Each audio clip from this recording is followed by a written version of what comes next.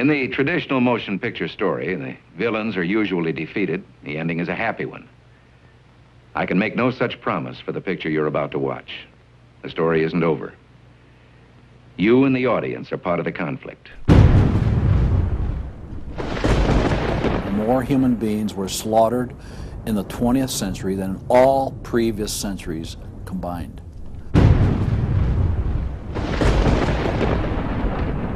We're talking a congressional record, 135 million dead. Their entire purpose was to detach our culture from any moral anchors whatsoever. You look at the changes in America since 1960, perhaps. The whole culture's been transformed. They're coming out of the belief that the village should raise the child. The village means the government. They have deliberately destroyed the American family, understanding that's the foundational block that builds a society. We've come from Norman Rockwell's America to Hugh Hefner's America. If we lose the Judeo-Christian framework, we're lost forever. The left wants you to think that the cultural changes that have taken place in America since the 1960s have done nothing but progress us forward toward a brave new world. They look at what holds society together, they understand it, but they don't want that. They want change, and they will subvert and rot every good and decent thing we believe in, because they have a vision for a new society, and that must mean the replacement of the old society. This film will show that the brave new world they seek is nothing more than the failed policies and ideologies of the communism that enslaved over a third of the world's population during the 20th century. It will show that most people on the left aren't communist, just the useful idiots Lenin spoke of, being used to promote a socialist agenda, which is the first and necessary step toward communism. They basically try to say that the state itself is ultimate, that there's nothing, no law higher than the state, and if there's no law higher than the state, there's no appeal against it. History has proven beyond any doubt that the free enterprise that freedom produces provides more for anyone willing to work than any other system. So why would the left still be pushing their socialist agenda on us? I mean, it's really just microwave communism. There's only two possibilities. They're either ignorant or they're evil. From my investigation over the last 2 years into what has caused America's drastic decline, I'm sorry to say the left won't be able to use the ignorant card. They've left too much evidence of their agenda in their books, articles, and speeches. No, America has an enemy that is getting very close to accomplishing its plan of destroying the greatest country in all world history. Once people figure it out, they're going to do what people everywhere do. They're going to start protesting, and they're going to start revolting. And when that happens, that's when the powers that be feel threatened, and they use the power that they have.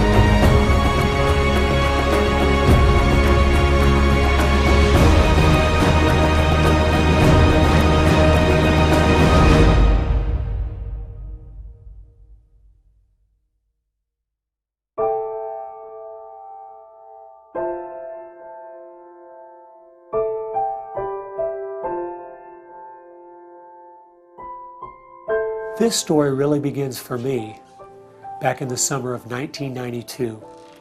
I got a phone call from an older gentleman I knew who was a writer, and he asked me if I'd go attend a meeting for him at the University of California, Berkeley. He told me that the Communist Party USA had recently split over differences of how to best take America down. Some were wanting to still work toward a violent revolution, while others were wanting to focus their efforts on using public policy to subvert America from the inside. He was curious what they had to say. I mean, after all, the Berlin Wall had just come down, the Soviet Union had dissolved, and the whole world was saying communism is dead. So why were they meeting, and what were they up to? I was in graduate school at the time, and the whole idea of slipping in undercover into a communist meeting sounded pretty neat, so I decided to go. The first surprise I had was when I walked into the auditorium. I was expecting it to be filled with college radicals, but instead it was 50, 60, and 70-year-olds, grandparents, professionally dressed with briefcases, and I realized this might be a little more serious than I thought. As the weekend unfolded, I listened carefully as they outlined their plan and agenda and how they were going to infiltrate the institutions of America to influence us in the direction they wanted us to go. To destroy our families, they wanted to promote cohabitation instead of marriage. They wanted to try to get children away into government programs at the earliest age possible.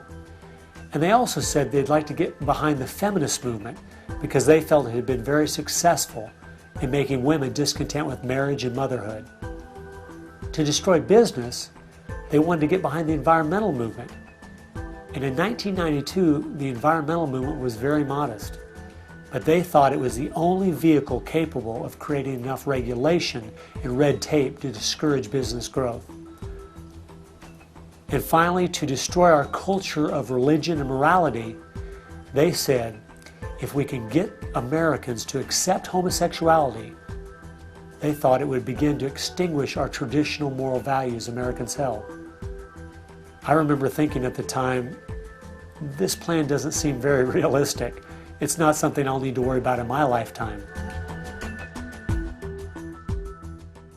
It was 15 years later, I was appointed by the governor to be a state representative in the legislature. I'd only lived in my district for 2 years, so I thought it'd be a good idea if I wrote a monthly letter to the editor. Each month I wrote on a different topic. In January 2008, as I was contemplating what to write my letter on, I thought back to the meeting in 1992, and I thought of the goals they'd outlined and where America was today, and I couldn't believe how successful they had been. Our families were totally disintegrating. The environmental movement had become the most powerful force for destroying our free markets, and hate crimes legislation was being considered in Washington, D.C. that made it a crime to even say anything against the homosexual movement. I realized people needed to know what was going on. After I wrote this letter, within days, people were protesting at the Capitol. It was the feature story on the evening news. Controversial comments have state legislators buzzing tonight. After a freshman lawmaker alleges the communist agenda has infiltrated mainstream America. It's the big story, live at 6. And over 40 letters to the editor had been printed in response to what I'd said.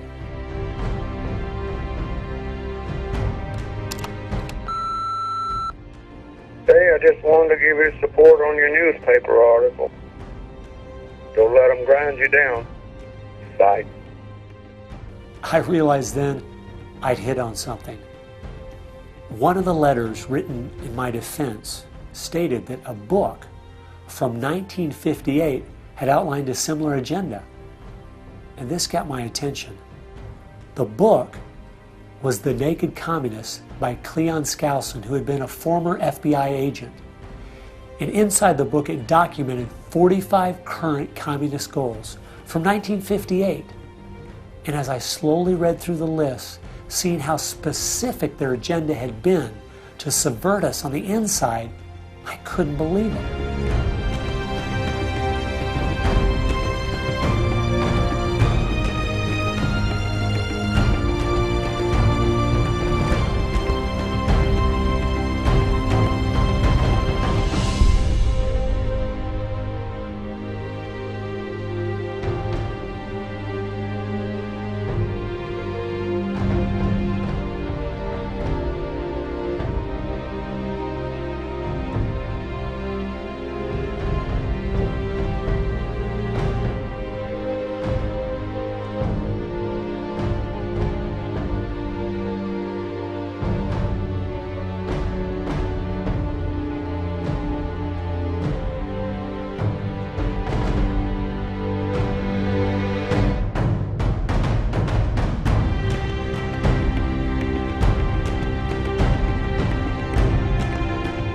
They'd accomplished almost every single one of them, and nobody seemed to be noticing. For at least the last 50 years, they'd been working actively behind the scenes, in the shadows, trying to move our people and our culture in a direction that was designed to destroy us.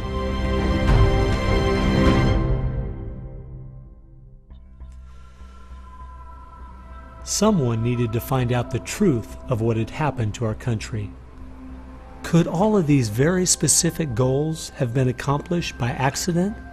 Or was there something there, under the surface, intentionally rotting away America's culture? I decided to go and get the facts from some of my favorite writers and speakers around the country. These are a few of the questions I asked them.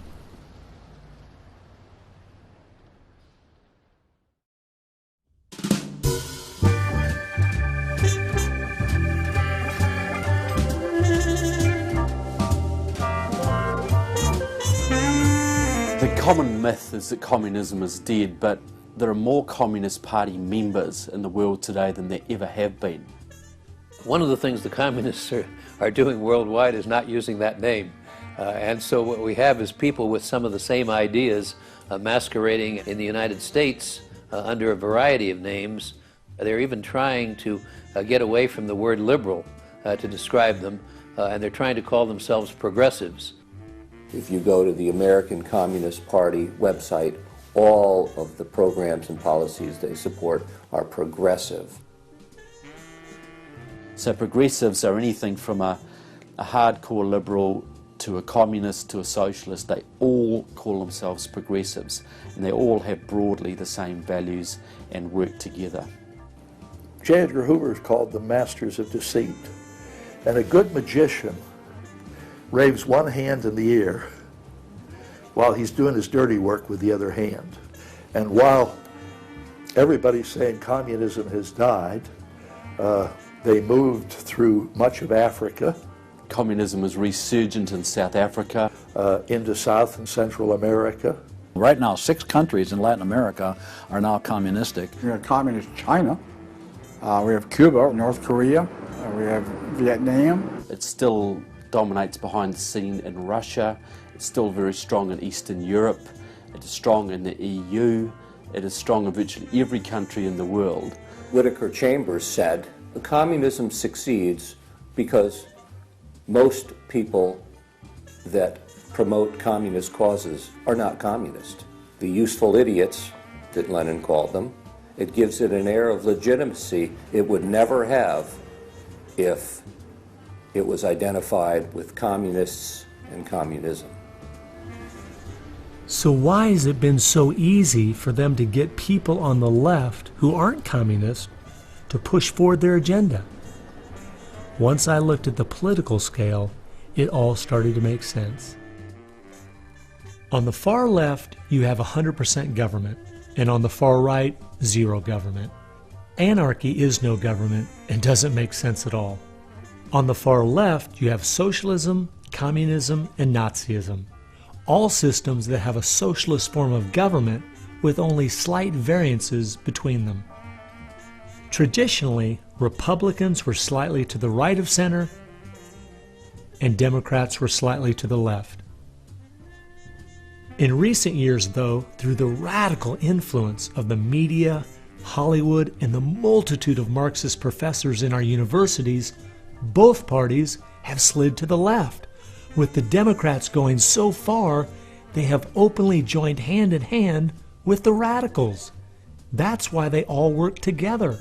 All the groups on the left now have the same goal, a socialist America. I thought we were over communism. I thought, okay, we won that battle. The Berlin Wall came down. Ronald Reagan won the day. We've got to look and see how he fought this, because we're fighting it again on American soil. Not hostilely attacking us like we feared in the Cold War. It is from within. And it has no opposition, none. And that's the frightening thing.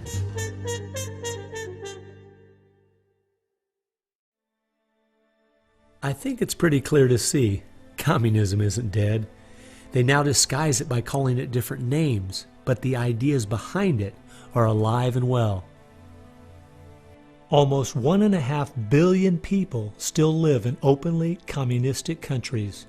But unfortunately, most of us in America who are under the age of 50 have no idea what communism means to the people who live under it. So my next question was, what's so bad about communism? Communism is so evil. It's a completely tyrannical system. The whole history of communism is one of mass murder. Tens of millions of people brutally murdered by the communists. The mass murder of more people in times of peace in all the wars of history combined. Each of those countries where they have taken control, millions have been murdered.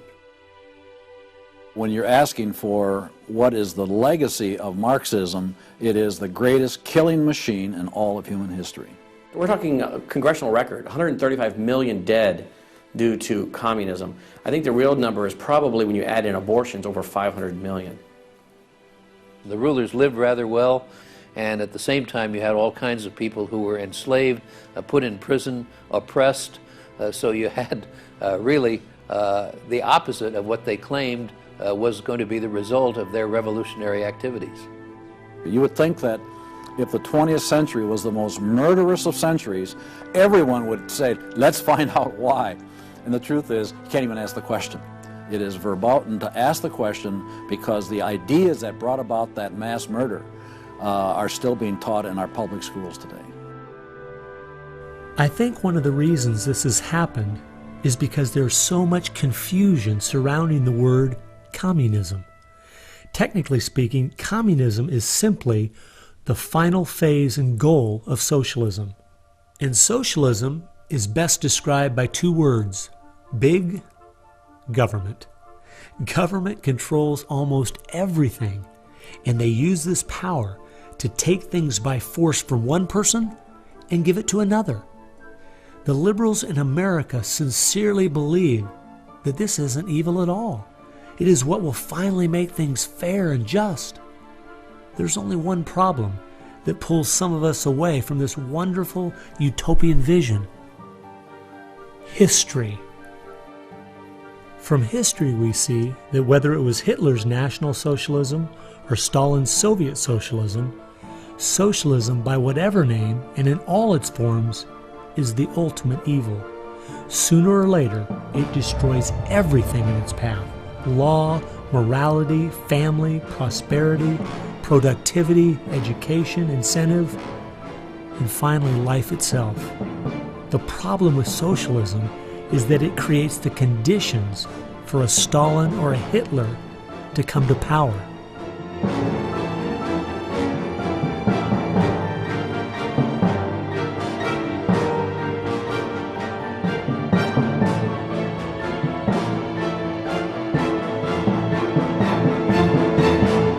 And that's why communism has such relevance today. It's the final destination on the road we're traveling.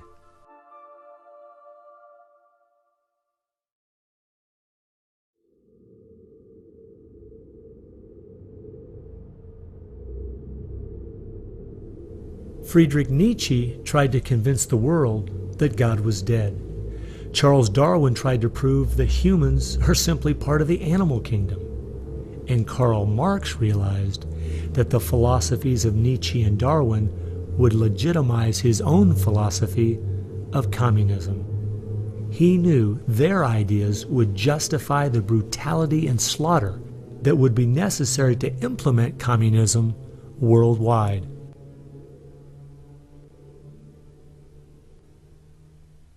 It was in March of 1883, Karl Marx, the father of modern-day communism, died. The assumption that communism would die with him was a logical one, since only 9 people attended his funeral.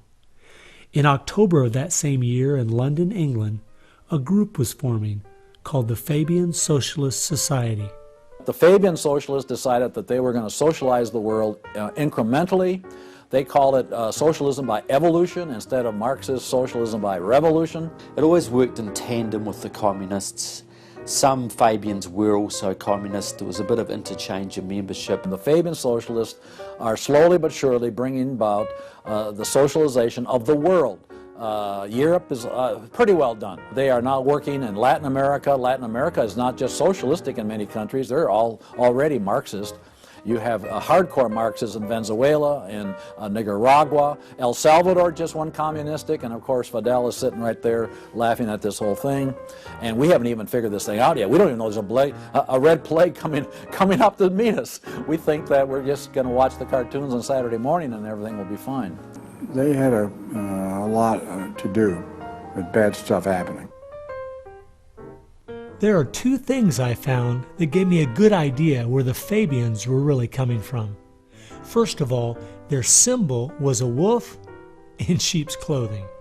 And secondly, George Bernard Shaw, who was a leader in the Fabians for almost 50 years, said, quote, "I am a communist, but not a member of the Communist Party.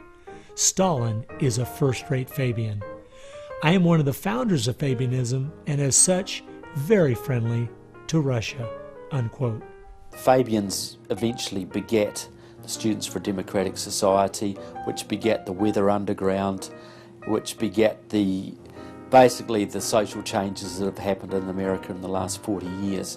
Many of the SDS members from the 1960s still have an incredible influence on the direction our country is heading. One is the Reverend Jim Wallace, who was president of SDS when he was a student at Michigan State University. And yet today, he is the spiritual advisor to the President of the United States. They've been friends for many years. They go back to Chicago and the Chicago politics crowd. And during the Vietnam War, he was rooting for the Viet Cong to beat the United States Army. And when they did, he just couldn't believe it. He said it was one of the happiest days in his life.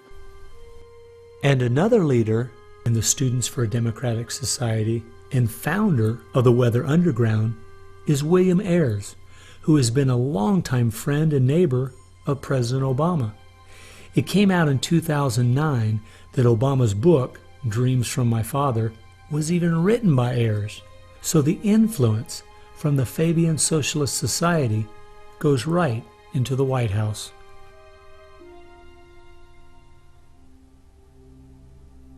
The next group I found that has seriously impacted America's culture is the Frankfurt School. The Frankfurt School was a sort of an outpost in America of European socialism. Willy Munzenberg, with a few other Bolsheviks, founded the Frankfurt School. The two leading members are Herbert Marcuse and Franz Neumann. Franz Neumann was, in fact, a Soviet agent.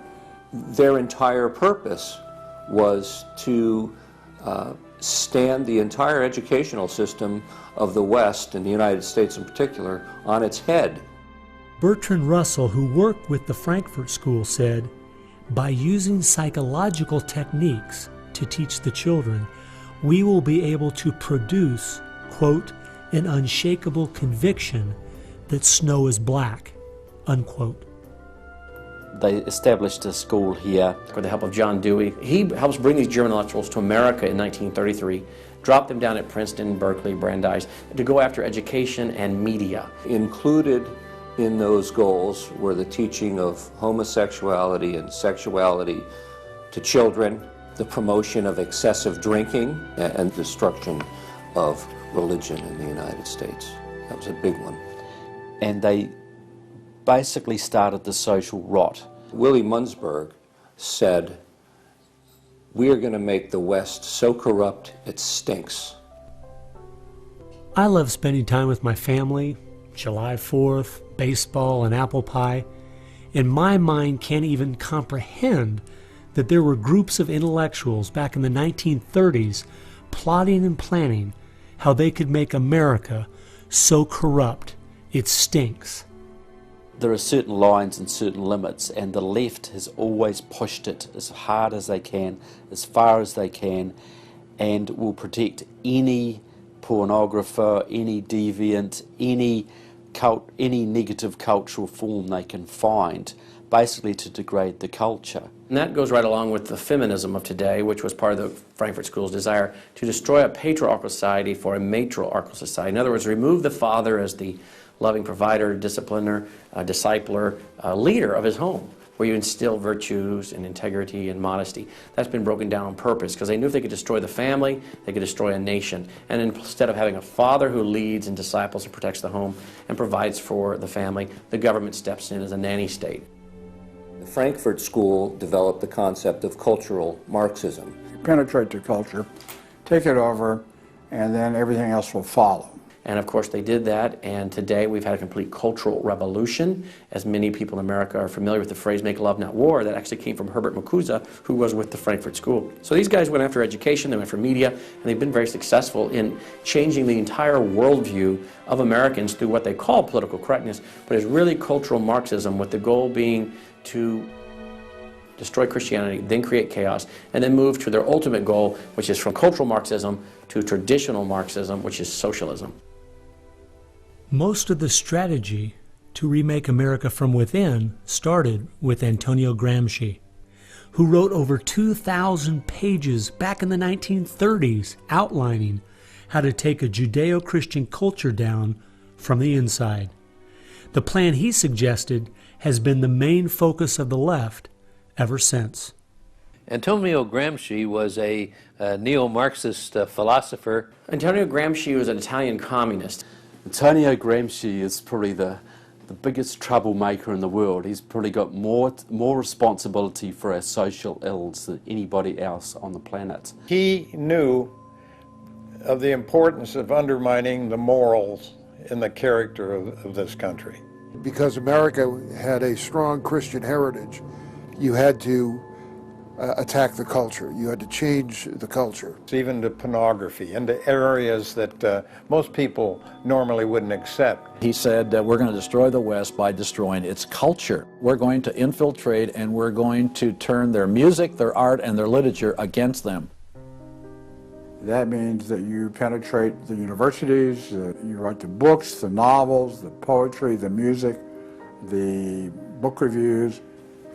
And once you control the culture, then you can sort of shape the thought of rising generations. He differed with Marx. Instead of, for example, destroying the church and the other basic institutions, he said infiltrate them and use them to change the culture. What Gramsci had to say was that this is the way that government is perpetuated and society is perpetuated is through these churches, because they set the standards, they set the framework of the way people live, of rules, how a family should be structured. He didn't want a revolution on the streets that would be overturned by the police the next day. He wanted to change society over the long term so that we'd have a revolution without us even realizing it, basically. And the communists have been very effective in promoting their ideology in Hollywood, in the mass media. And I think he was quite right. I think that's exactly what has happened. I think that's the way it's worked. I think it's working that way now. And that's where a lot of these people come from. And that's been the big success story of communism in the last 50 years. It's the professors, it's the educationalists, it's the journalists. They are the shock troops, the Gramscian shock troops of the future. And one of Gramsci's all-star disciples, Saul Alinsky, became one of the most influential radicals of the 1960s. Well, Saul Alinsky was a prominent radical in 1930s Chicago. He worked closely with the Communist Party. He used to go down and train at the rifle range with Leon Dupre, who was later a mentor of Barack Obama. And they used to train to shoot because they knew the revolution was just around the corner. But that didn't come, so he got a bit more subtle. Well, Saul Alinsky called for a community organizer to stir things up, to create agitation. In fact, he said, you'll be accused of being an agitator, and that's exactly what you are. He wanted the haves and have-nots fighting with each other. It wasn't until I was watching an old film from World War II that I realized what the left has been doing in America to pit the poor against the rich, blacks against whites, and the young against the old, is the same tactic Hitler used to disunify Germany. You see, they knew that they were not strong enough to conquer a unified country. So they split Germany into small groups. They used prejudice as a practical weapon to cripple the nation. Remember that when you hear this kind of talk. Somebody is going to get something out of it, and it isn't going to be you. And they use the conflict as justification for more government to stop the chaos. So they create the chaos, and then they step in as a solution to the chaos. And as Francis Schaeffer said, once this chaos comes, most people will willingly give over to an authoritarianism because they don't want the chaos. His book was kind of the field manual, if you will, for these activist organizations. Which President Obama studied and taught at a workshop for 4 years in Chicago as a community organizer for Acorn. As I was reading through Rules for Radicals to see where he was coming from, I just happened to take a look at the dedication in the front of the book. And this is what I saw. Quote, "Lest we forget at least an over-the-shoulder acknowledgement to the very first radical, the first radical known to man who rebelled against the establishment and did it so effectively that he at least won his own kingdom. Lucifer." Unquote. Saul Alinsky from Antonio Gramsci has had an incredible amount of influence on our president and on our society, and he dedicates his book openly to Lucifer, Satan. I think that says more about where their ideas and plans are based than anything else. You asked what Saul Alinsky's impact is on the leftist movement today, and it basically defines it. It defines it. Saul Alinsky took the best of Gramsci and the best of the Fabian socialist ideas, combined, repackaged, and sold them to the 60s radicals. After studying Alinsky, Richard Cloward and his wife, Frances Fox Piven, came up with what is today known as the Cloward-Piven strategy. Now, their idea was basically that to destroy society or destroy capitalism per se, they needed to overload the system. The idea was to get everybody you possibly could on welfare, to get everybody you possibly could basically milking the system in some way or another. It was called the crisis strategy, and it became very well known by activists and radicals in the 60s. They published an article in the May 1966 issue of Nation magazine called The Weight of the Poor, in which they outlined their strategy. Rathke read that article, and Rathke ended up starting what we now know today as Acorn. And of course, Cloward and Piven had been studying Saul Alinsky. So Antonio Gramsci gives us Saul Alinsky. Saul Alinsky gives us the Cloward-Piven strategy, this husband and wife that said, hey, let's collapse the American economy by implementing so many entitlements, so much of a welfare state at collapse. Rathke studied the Cloward-Piven strategy. He starts Acorn. And of course, Acorn gave us Obama. And to show what a small world it is, Wade Rathke, who started Acorn, was the draft resistance organizer for SDS, the group the Fabians started. They've used that strategy ever since to expand voting rolls, to expand welfare rolls wherever they can, basically just to overload the system, to increase the tax burden on the middle class, and basically bring capitalism one step closer to destruction. I guess we shouldn't be surprised that we still have open borders, that so many people are dependent on the government, and that the left keeps pushing these programs when all they've done is tear apart the black families in America and create generational cycles of poverty. The last group that has worked alongside the Fabians and the Frankfurt School using Gramsci's approach is the Communist Party USA. Probably the most important book on this subject is called Towards Soviet America by William Z. Foster. William Z. Foster was the head of the Communist Party himself. He ran for the President of the United States in 1932, but in the book Towards Soviet America, he literally lays out chapter by chapter by chapter what is entailed to bring about a USSA, not just a USSR. Two of the movements they started in America have played a significant role in tearing apart our families, in breaking down our morality. Betty Friedan is credited with really starting the feminist movement in this country. The purpose really was to attack full-time homemakers, to get them out of the home, to make them think they live dreary lives, to make women feel they are victims. It's the science of victimology. And that is so unfortunate, because the American woman is the most fortunate class of people who ever lived on the face of the earth.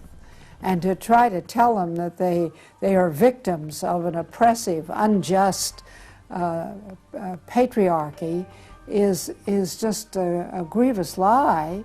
But unfortunately, they are teaching young women that and have been doing it for many years. While Betty Friedan was pushing her book, Feminine Mystique, she implied that she was coming from the point of being a frustrated housewife herself and just wanted to be a help to other women. But later in the 1990s it came out she was in fact a radical propagandist for the Communist Party and a staunch supporter of Stalin. So when she had described the American family as, quote, a comfortable concentration camp, unquote, it wasn't because of her experience at home, it was because she was just doing her part to dismantle our families.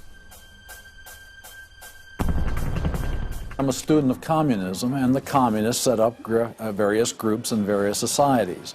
Their society that they set up to promote homosexuality in this country was called the Mattachine Society.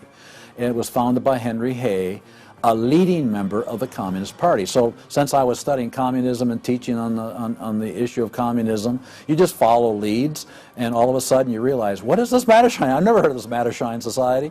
Well, it was Henry Hay's organization set up to infiltrate the culture of the United States to make homosexuality normal. It's always been a movement dominated by the left. It's all these so-called isms. You'll find there's a communist or a socialist behind every one of them, and you'll always see their targets. It's basically the traditional family unit. The war is still against the family. If you go back to the Communist Manifesto and read Karl Marx carefully, the war is against what they called the bourgeois family, which was really the biblical family, father, mother, and child. They want to plow through marriage. They want to change the very definition and meaning of marriage, because their open door to engineering society in this utopian way is blocked by the very values of our Christian civilization that's taught through marriage. And so the left just has got to destroy the family, because if there's any one thing that will prevent the left from carrying out its agenda, it's healthy and strong nuclear families.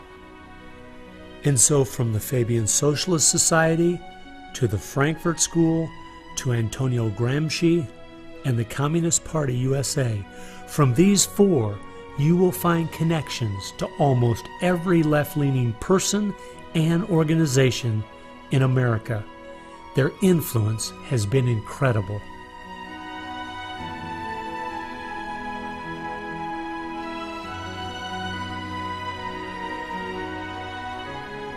It was in the 1960s all the groups on the left seemed to realize Antonio Gramsci was right.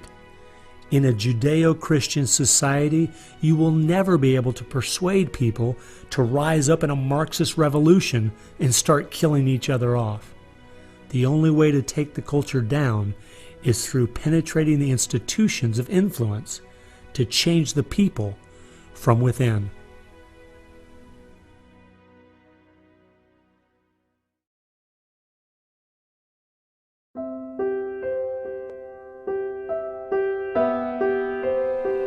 I guess the biggest surprise I had while studying these four groups was seeing that a large part of their agenda was trying to make us an immoral people.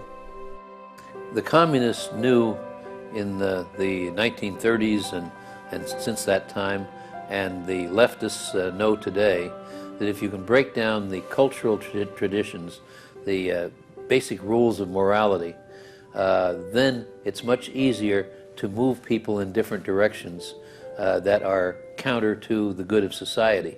They recognize that it's all part of the same fabric.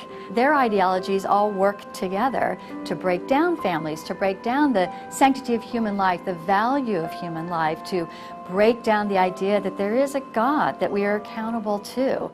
They essentially are validating the Judeo-Christian worldview by the very things they attack. Because in their effort to destroy our culture, they know that they have to go after the very things that the Judeo-Christian tradition honors and values. Morality, belief in God, faith, the importance of family, the sanctity of life, the sanctity of marriage. It's amazing our enemies could see our morality was our greatest strength, and yet so many Americans don't seem to get it. Morality is simply having the character to do what you should do instead of what you have the freedom to do. And that's the only way freedom works. A people cannot be given freedom without morality, or they will self-destruct. And that's what we see happening in America today. The bottom line is freedom and free enterprise are simply fruit on the tree of morality. Our founding fathers clearly understood this principle, and so do our enemies.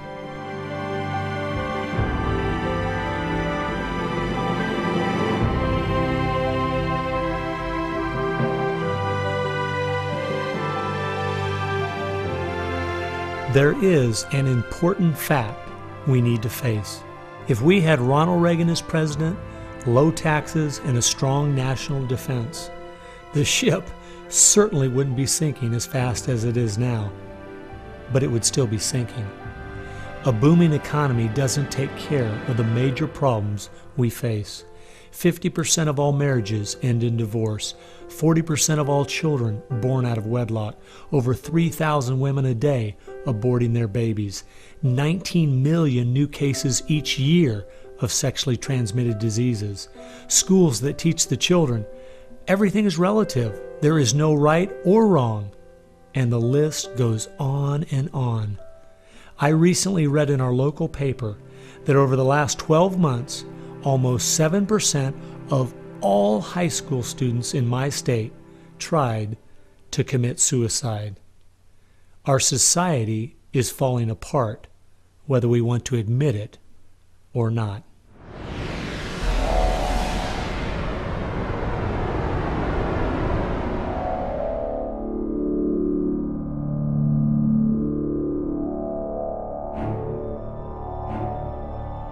Karl Marx had the insight to see that dethroning God and destroying capitalism went hand in hand.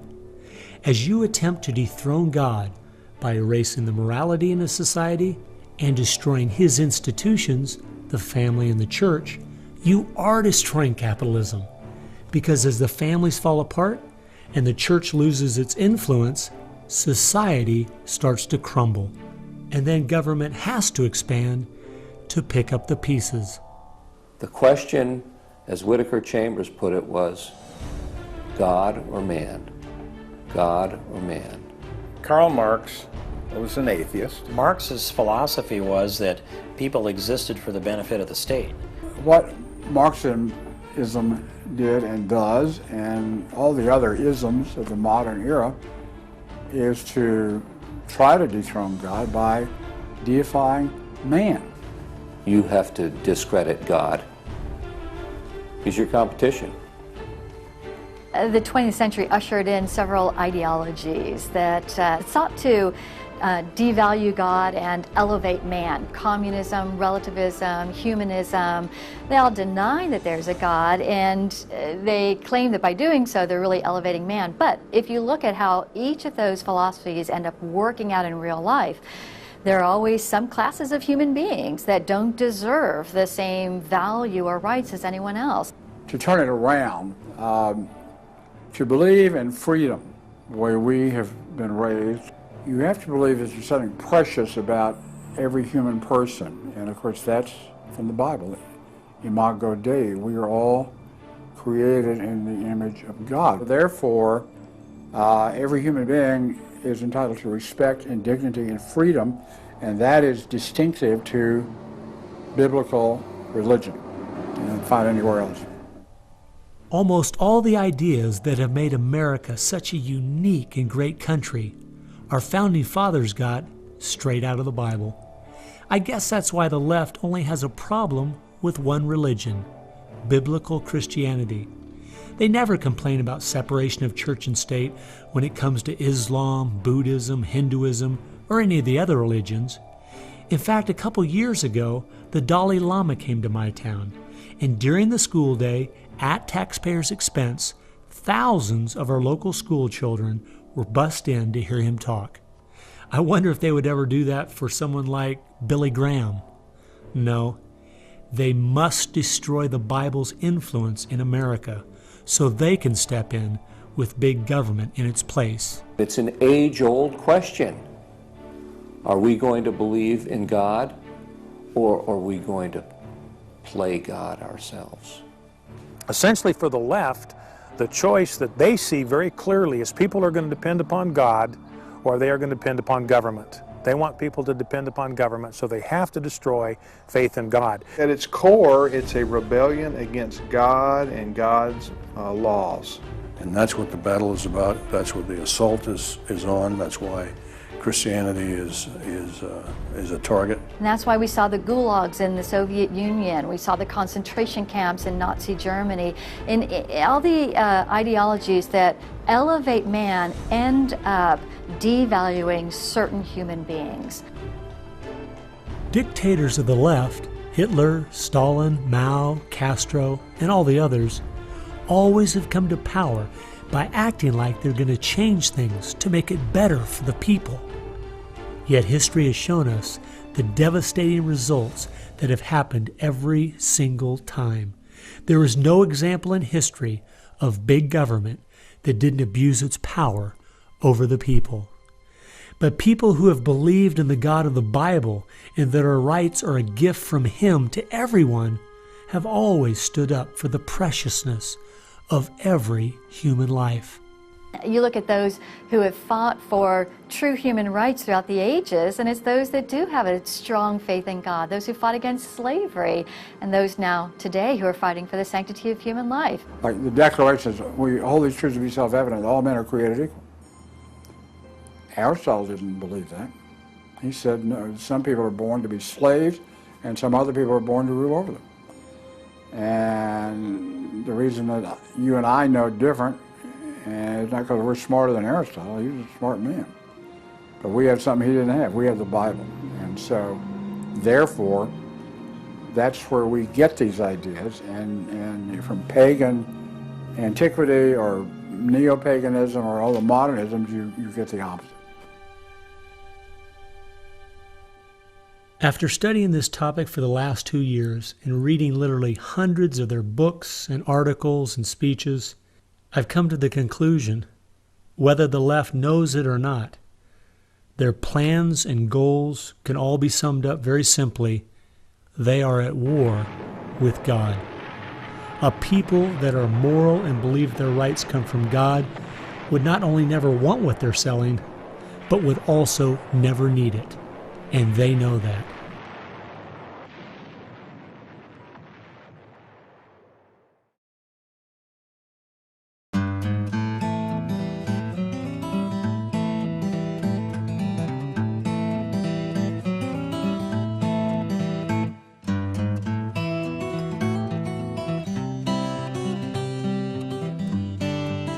It's obvious if you're trying to subvert a country, you want to control the news. You want to control public opinion. And a lot of people realize, well, there's a biased media, and most people know that. Even the Washington Post admitted it. Yeah, we were biased for Obama, so what? And when you enter into the equation, so what?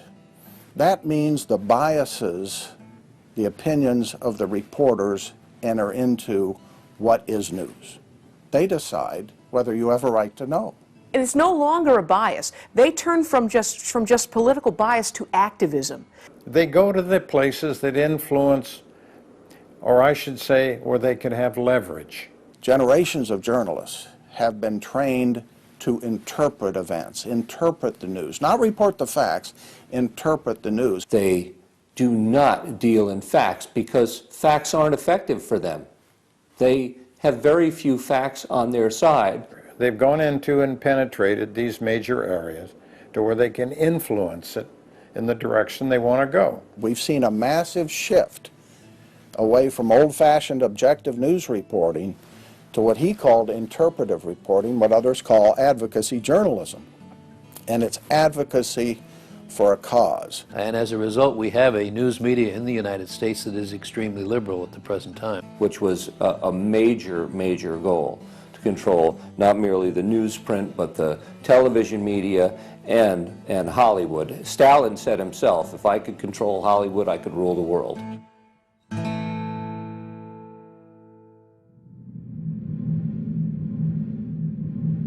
Children are always the first targets of anybody trying to bring down a system.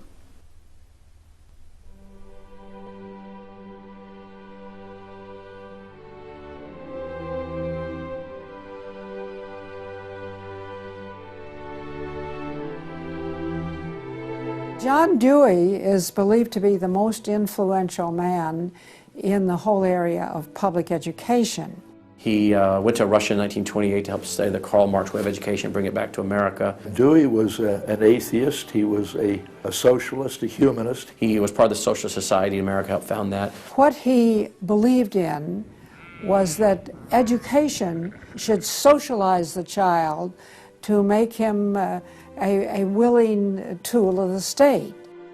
It might be surprising to some that the man who is still idolized as the father of public education in America is the very man who did everything in his power to dumb down our children so that they would willingly accept his vision of a socialist America. It started with Dewey in the early 1900s. It expanded, really expanded since the 1960s. The hard left gets control of the teachers' unions and the training colleges. If you've got those two institutions, you can pretty much dictate all educational policy. The people who were demonstrating against our country and against our government in the 1960s have now become tenured professors in the universities. So they're the ones who are writing the textbooks, teaching the teachers, running the teachers' colleges. And it's self-perpetuating, because once you have the universities, then you train more cadres and more and more and more. And they discovered that they could do more to remake our country by going into the schools than they could by throwing bombs. I believe the average patriotic American underestimates the importance and influence education has on their children. That's how the large majority we had in 1980 to elect Ronald Reagan in a landslide has been lost.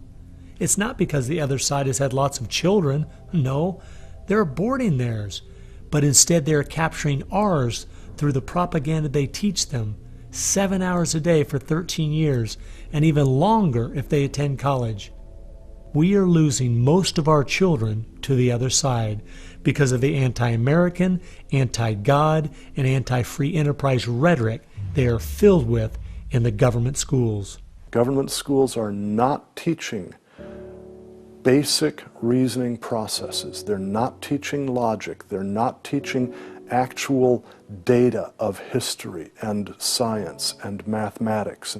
And if your education is rather limited, then you're inclined to believe that government can be the solution to your problems. When you look at the desks in the schoolroom, you'll find 4 together.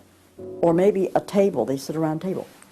Independent desks are very rare in most classrooms because they don't want to promote the self-sufficiency, independence mindset. You go back to William Z. Foster in his book, Towards Soviet America, you will see how he has a whole chapter there on how we have to supplant education in this country and ultimately force every student to attend public school. That's the other thing. I hope the homeschoolers catch on to this. The homeschoolers and the Christian day school movement are going to have some very rough times ahead of them because the public school crowd cannot afford to have any competition. And they're being given plenty of competition by the homeschoolers right now. You see the effects of that in lowered educational standards. There's no more studying of the classics or studying of the civics or you know, how the US Constitution was formed. It's all progressive education. It's all based on the identity politics, the isms, the current trendy isms, environmentalism, racism. They're training them for the collective, and a collective mindset and a dependency mindset. And it seems that they, again, want to have people be uneducated, so then they do become wards of the state. They're dependent on the government to provide everything for them. It's under 10% of kids believe that there is an absolute right and an absolute wrong. And why are we surprised? We've sent our kids into this government system that indoctrinates them, that teaches them about tolerance and diversity and multiculturalism, and not about reading, writing, and arithmetic, not about what our founding fathers had to say. It's consequences. Few would argue that the education the children are receiving in the public schools is pathetic at best. But with the amount of tax dollars we spend each year, over twice as much as it would cost to send the students to private school, why do we allow this to continue? The group that my investigation led me to, that seems dedicated to making sure the children don't get a good education, was a real shocker. The schools are pretty much controlled by the Teachers Union, the National Education Association.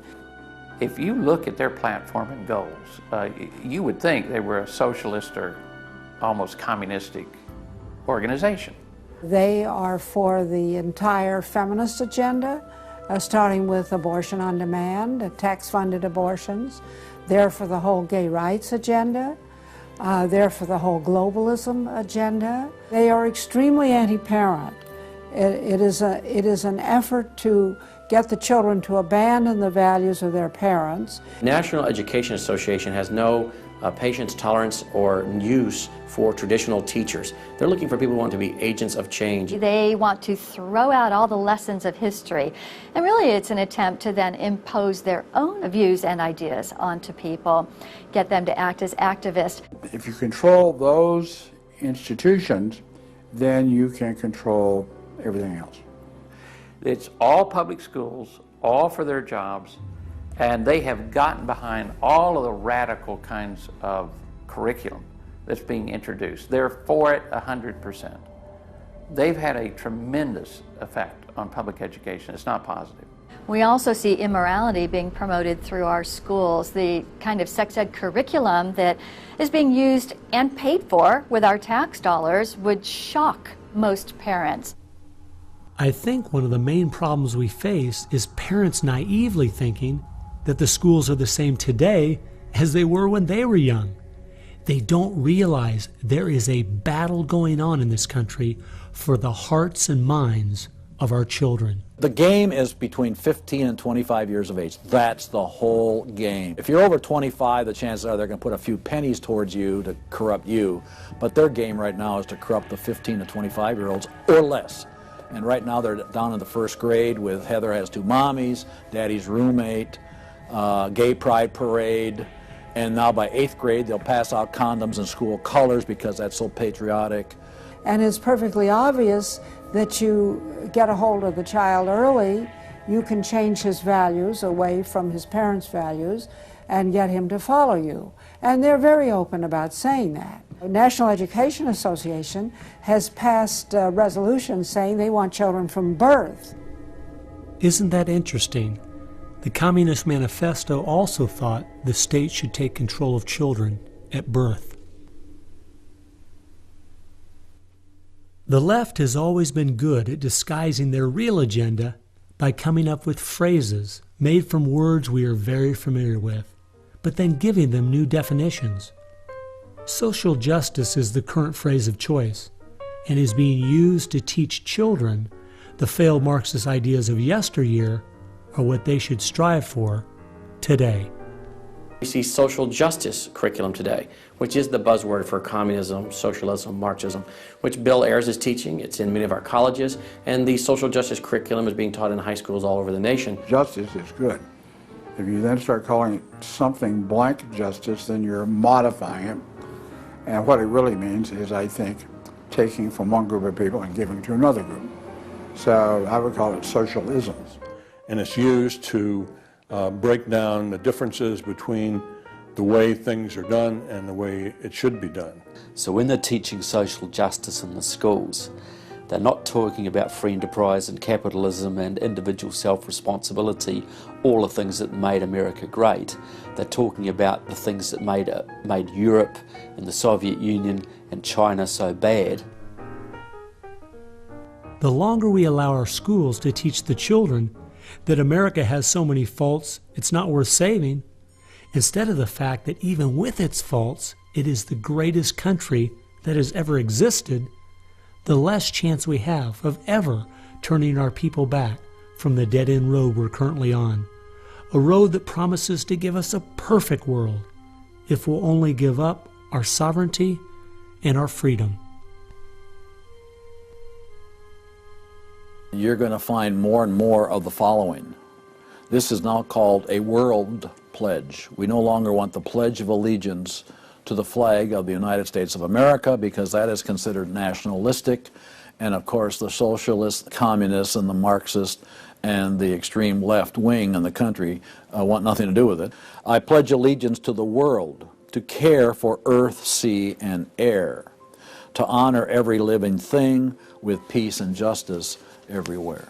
This came out, first of all, in Superior, Wisconsin. So Superior, Wisconsin was their guinea pig, and there was very little said against it, and so it would then go to the next and the next and the next, and before long you have the whole school system standing up saying, I pledge allegiance to the world instead of I pledge allegiance to the U.S.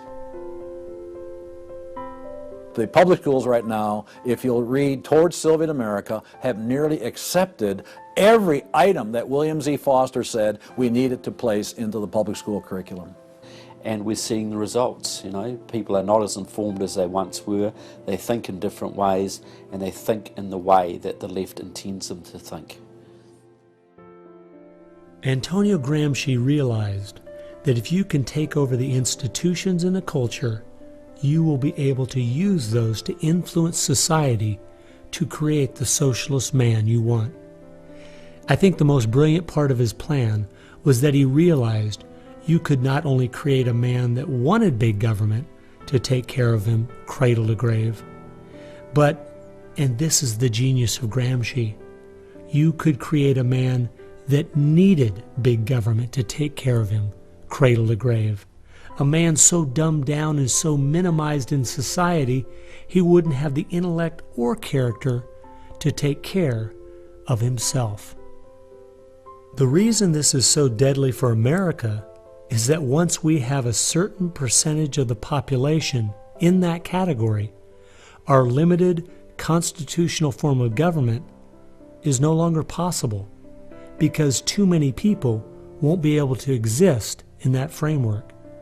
We are approaching that tipping point rapidly.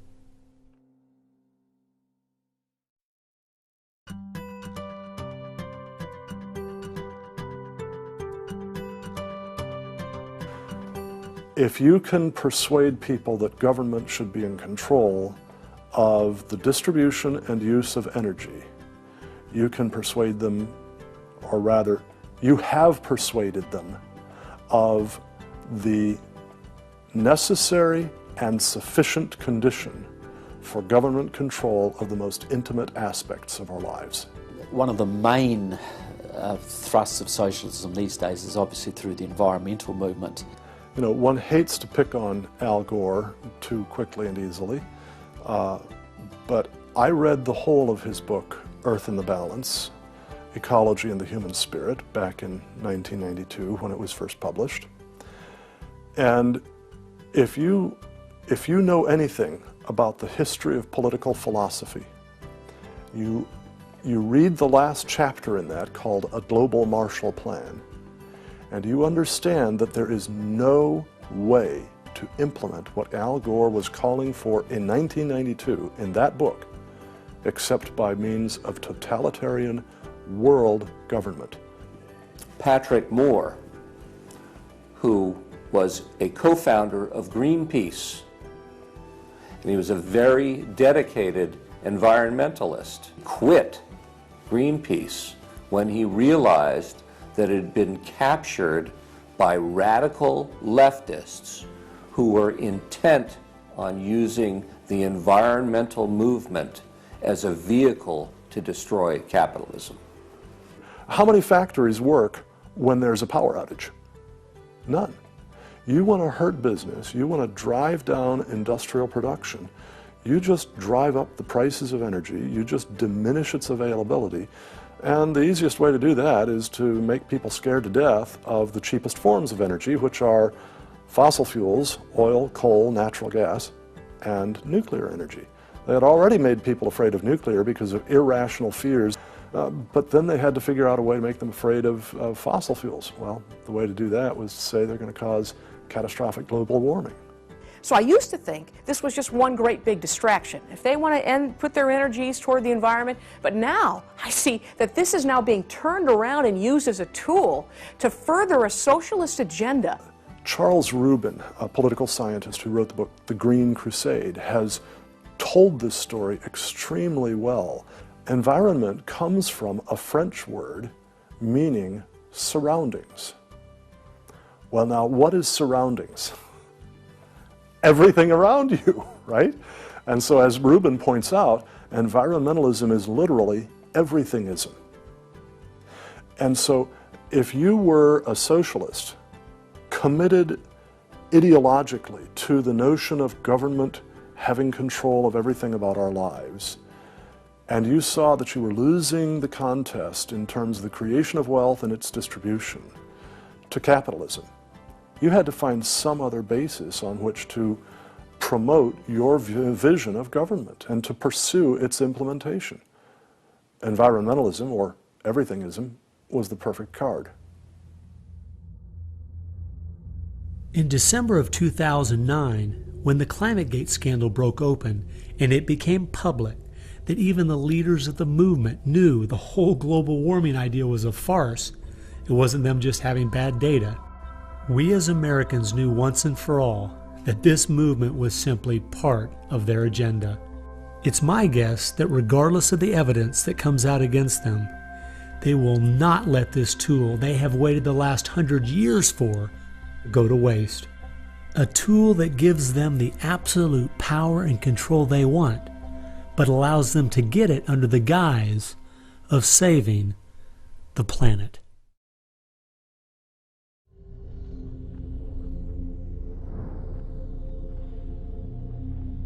He was born of left-wing parents. He was mentored as a young man by a Communist Party member called Frank Marshall Davis. Now, Davis joined the Communist Party in Chicago, and he was very well connected there. So young Obama eventually wound up in Chicago, and he started working with the very same people that had been working with his friend Frank Marshall Davis. All of his associations have been with people that are way left of center, hardcore left. And he's doing nothing more than what is predictable based upon that background. The nicest word for his agenda is a socialist agenda, and we could go on down the line of the other descriptors of the types of an economy and a society that he's building. He's all the things that Gramsci wanted to use for social change. Yeah, he's the epitome of the movement. If you think there's no way that so few could be so effective, consider this. When the Communist Party USA split in 1992, the group that formed was the Committees of Correspondence, and it was their meeting I attended that summer at Berkeley. As I started researching that group, I saw that many of the same people who started or have worked with the Committees of Correspondence and its sister organizations were the same people who were involved with President Obama's campaign and administration. I found file after file on Trevor Loudon's website documenting with footnotes and photographs these connections. The radical left has been so successful they have persuaded the American people to put one of their own in the White House. Socialism and Marxism go together like Mary and Mary's little lamb. The general populace knows very little about what the socialists are up to. If you're going to find socialism, you're going to find the hardcore communists right behind it. One of the main avenues has been through what they call the Congressional Progressive Caucus. 20% of the US Congress are members of this organisation. They have chairmanships of most of the major House committees and are easily the single most powerful bloc in the US Congress.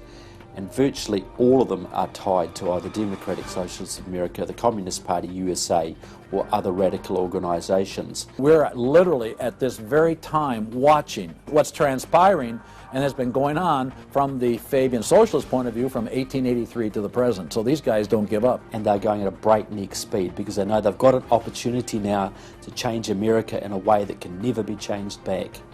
And they're going for broke. The Bolsheviks, they're just waiting in the woods and they're just smiling like you can't believe.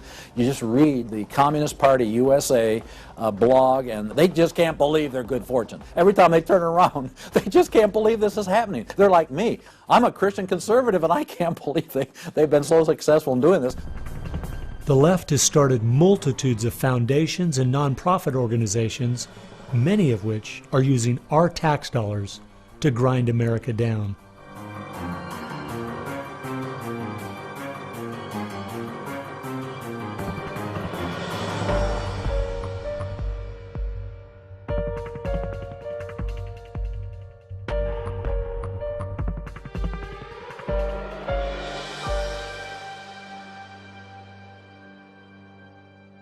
They use all kinds of patriotic words to masquerade an extreme leftist orientation, which, if anything, would enslave the people in the same kinds of things with the same kind of ultimate results as communism had. The communists will let the socialists go so far, and then ultimately the communists really turn on their fellow socialists and they wipe them out too.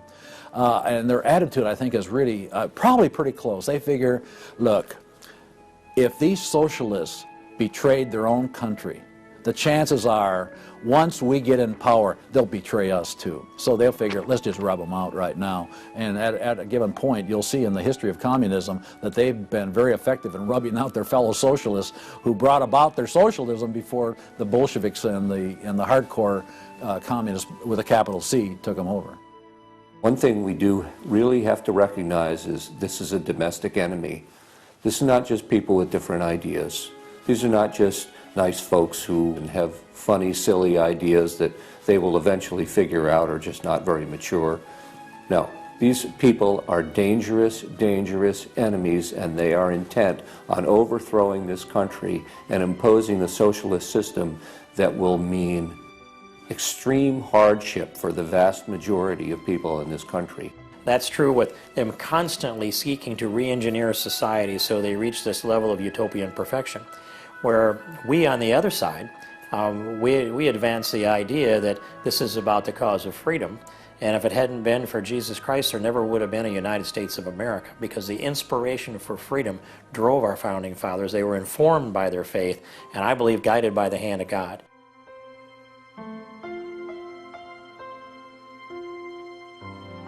No. No. Perhaps treacherously close. It is never over until it's over. When the fat lady sings, isn't that the slogan? And when the fat lady sings, it's over. Now, she might be clearing her throat. We saw the great country of Germany in the 1920s brought to its knees. Hitler came into power and destroyed the country. We see countries like Zimbabwe in Africa, which was once a prosperous breadbasket, now just wrecked. Argentina was destroyed by the socialist Perón in the 50s. It was one of the richest countries in the world.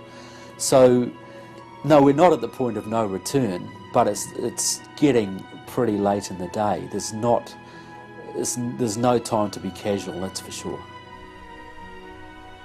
We've spent too many years thinking, because we have Republicans in office or the stock market is doing well, that everything's okay. This is why the left has gained so much ground. It doesn't matter who's been in office. They've just continued pushing forward with their agenda. Well, I believe this is our last chance to push back.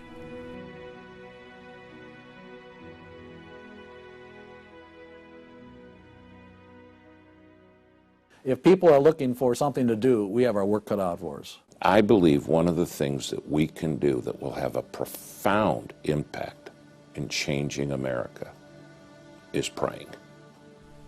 As soon as we get off our knees, we need to get on our feet. Become educated about what's going on in the country. Spend time reading. Understand their philosophy and their goals. They have to master this documentary. They have to go over it a dozen times. It might be having a monthly movie night with family and friends, watching one of the many great documentaries out there about what is going on in our country. One of the things that I think people in the United States who believe in our country, believe in our values, can do, quite frankly, is stand up for those values, to make their views known. And there's times that you got to speak up, and you've got to call things what they are. We need to be willing to be criticized and to not be silent because of the criticism. It was Martin Luther who said, if we're faithful on all battlefronts besides, precisely where the battle's the hottest, then we're traitors to the cause. I like the quote by Abraham Lincoln, who said that silence makes cowards out of the best of men. And we got a lot of people that need to be speaking up right now. We have an obligation to speak the truth about the policies that are taking us 180 degrees from God's will. Expand within your church. Expand within the people you have contact. Bring them up to speed and knowledge on what's going on. We need to organize those around us by simply mobilizing the unique groups of people we are in contact with and being their source of information. We can have an extraordinary effect. Lenin said that the organized minority will beat the disorganized majority every time. Why should we be buying products from companies that are going to fund organizations that attack our values? They need to be really smart in using the mass media. They might want to blog. Using the power of YouTube and that sort of thing to educate as many people as possible. A good YouTube video can reach millions of people. And if Susan Boyle can do it, why can't we? If you do the right kinds of things on YouTube that are creative and do them frequently, you can drive a message through society, influencing millions at almost no cost. We need to be the people who graciously but consistently make contact. And express to those folks we elected what we want them to do, and what we believe in, what we think is right. And if they don't follow those things, then we need to make efforts to get them out and get other people in that will. Pick the good ones and stick to them. Don't waste your time on people who won't stand up for their country. All the others are making contact. The people who really want to honor America need to make contact. We also need to be influencing our own families. We've got to teach our own children and grandchildren the difference between truth and error, why they believe the things they do, and the true source of America's greatness. If what we're talking about is true, the most important thing we can do is protect our young, because that is where all of this is leading. They need to get that younger generation under their belt. And more parents are going to have to say, they're just going to have to sacrifice and take responsibility for their kids' education, because that's really where it starts, to impart that belief. The Southern Baptists, we're seeing that 85% of their kids, after they get out of their home, are essentially rejecting their faith, rejecting what they were taught. And of course, I think the reason for that is because their parents didn't have a lot of influence over them. I believe the public schools are the greatest cultural influence in this country. You homeschool your kids or get them in a Christian day school. If there is any way at all, homeschool your children. Homeschoolers out-test everybody. Our children need to be taught from Scripture a properly biblical worldview. That requires time. It requires effort. It requires purpose. Our minds should be the sharpest minds in the world. We need to work within our family to educate our children on what kind of country they live in and build their faith, and then get involved. The left has been working for decades to push us away from God and His laws, and we need to be willing to sacrifice whatever it takes to turn our country back to Him. Throughout our history as Americans, though, there has always been a great price to be paid for preserving, protecting, and defending this great land. The people who built America paid a great price. The people who went to war for our nation, boy, did they pay a price. And one of the American values was we will pay a price for what is right. We will give of ourselves, even if it requires the giving of our lives. That was an American value. That's why it is such a heroic and honorable thing when a soldier defending us pays that price. That's like when you go to Arlington Cemetery in Washington, or the Tomb of the Unknown. You stand there and you say, this is America. We were the people who so believed in these values that it's an honor to stand for, even if it can cost you your very life. One thing I think we do need to remember, though, is that as we look at those we consider to be heroes in the past, they weren't people who just went along with the status quo. They weren't people who were just saying what was accepted at that time in history. They were people who were rising up above the evil that was being committed in their culture at that time. That's why they were heroes, because they weren't like everyone else. Never, ever lose sight of the power of one individual American. They can have an unbelievable magnifying effect just by the very fact they make up their mind to do so. The hope is in this, as Francis Schaeffer said, that as the dull ache of the human soul can no longer be filled with material prosperity, people are going to turn to spiritualism. Will it be pagan spirituality or biblical Christianity? We know, according to the Denver Post, June of 2008, pagan spirituality is doubling in America every 18 months. So we better get out there, because I'll tell you, pagan spirituality and Christianity will both get you to God, but one will get you there as your judge, as your Savior. If we humble ourselves, we fall to our knees, if we seek His face, we pray, and we turn from our wicked ways, then we have a chance for God to hear from heaven, to forgive our sins, and heal our land.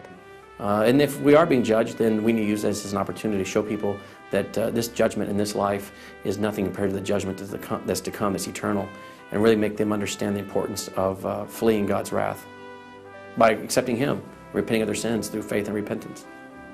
I believe that's the only chance, the only hope we have as a nation.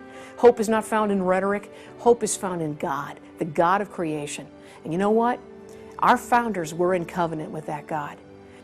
You need a dedicated, informed, praying Christian making things happen and being determined to do so.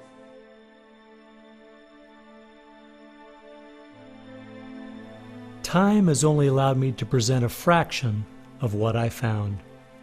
The reason I called this film Agenda is because I wanted to make a clear distinction between what I was researching and all the conspiracy theories out there. The dictionary says a conspiracy is an evil plan formulated in secret by two or more persons, but an agenda is simply a list of things to be done. At every turn of my investigation, I found agendas by people and groups of the left outlining their plan in their own words. They've been doing most of this right out in the open. Some of you might be thinking, these Marxist ideas aren't the most serious threat we face. What about militant Islam, our open borders, the national debt, or even China? Well, I agree. America is facing so many serious threats right now. But the reason I believe this is the most dire is because it's destroying us on the inside. Through the political correctness and dumbing down, it's causing us to lose our ability to call evil evil and stand against it. I fear for our country. If we go along business as usual, not informed, not aware of what's going on, then the very small minority that have a plan and are great at organizing the uninformed and misguided will make sure their plan is carried out. I hope you realize it won't just be your children and grandchildren that pay the horrific price of living in the society they're trying to create. No, it will be far worse than that. Every time a civilization goes down or a country goes down militarily or economically, somebody else fills the gap. Now if you look around the world now, it's going to be China, which is massively arming. You've got Russia, which is becoming increasingly belligerent. You've got the radical Islamic world, which works hand in glove with the Russians and the Chinese all the time. You've got a virtually red Latin America. You've got a neutral socialist Europe. So America hasn't got a lot of friends left in the world.